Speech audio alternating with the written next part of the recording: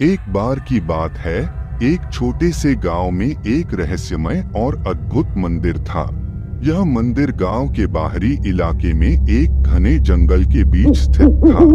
लोगों का मानना था कि इस मंदिर में एक देवता की मूर्ति है, जो दिन में एक साधारण मूर्ति होती है, लेकिन रात में वह मूर्ति जीवंत हो जाती है। इस मंदिर के बारे में गांव में कई किस्से प्रचलित थे, लेकिन सबसे अनोखी कहानी थी रात की पूजा की। गांव के लोग कहते थे कि जो भी व्यक्ति इस मंदिर में आधी रात को पूजा करने जाता है, उसकी हर मनोकामना पूरी हो जाती है, लेकिन साथ ही उसे अपनी सबसे कीमती चीज को खोना पड़ता है। यह भी कहा जाता था कि मंदिर की मूर्ति रात के समय किसी इंसानी रूप में बदल जाती है और उस इंसान की सबसे गहरी इच्छाओं और भय को जान लेती है। गांव के बड़े बुजुर्गों ने हमेशा से इस पूजा से लोगों को दूर रहने की सलाह दी थी, लेकिन फिर भी कुछ लोग लालच में आकर वहां जाने का साहस करते थे। एक दिन गांव में एक युवक अर्जुन ने इस मंदिर की कहानी सुनी। अर्जुन की मां बहुत बीमार थी और डॉक्टरों ने कहा था कि उसकी बीमारी का कोई इलाज नहीं है। अर्जुन ने सुना कि मंदिर में रात की पूजा करने से उसकी मां ठीक हो सकती है, तो उसने अपनी मां को बचाने के लिए इस मंदिर में जाने का निश्चय किया। अर्जुन आधी रात को मंदिर की ओर चल पड़ा। मंदिर के रास्ते में घना अंधेरा और सन्नाटा था। जब वह मंदिर पहुंचा तो उसने देखा कि मंदिर की मूर्ति साधारण लग रही थी, लेकिन जैसे ही उसने मंत्र पढ़ने शुरू किए, मूर्ति धीरे धीरे चमकने लगी।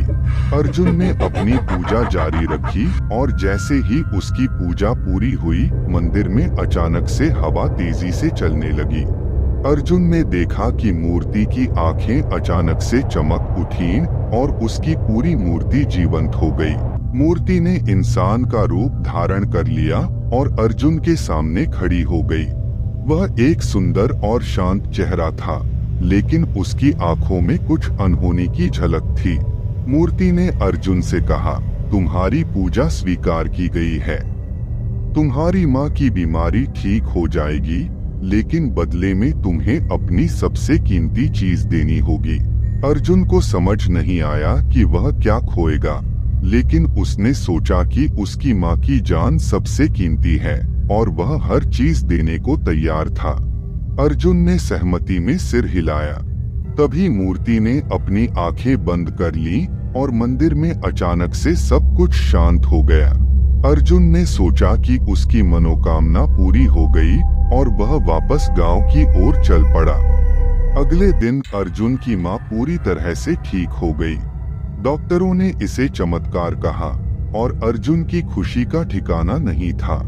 लेकिन उसी दिन शाम को अर्जुन के साथ अजीब घटनाएं होने लगी। सबसे पहले उसकी याददाश्त कमजोर होनी शुरू हुई। उसे छोटी छोटी बातें भूलने लगी।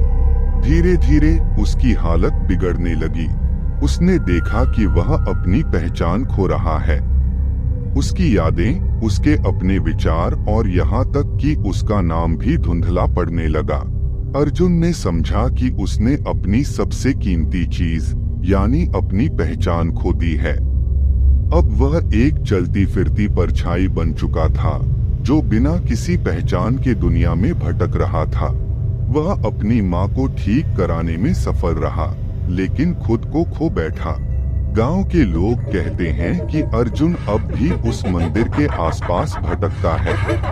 वह कभी किसी को दिखाई नहीं देता, लेकिन रात के समय मंदिर के पास से गुजरने वाले लोगों को अक्सर किसी की बुदबुदाहट सुनाई देती है, जो अपनी खोई हुई पहचान की तलाश में है।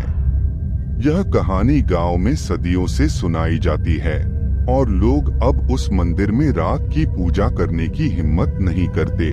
कहते हैं कि अर्जुन की आत्मा अब भी उस मंदिर में फंसी हुई है और वह हर उस व्यक्ति को चेतावनी देती है जो लालच में आकर वहां जाता है।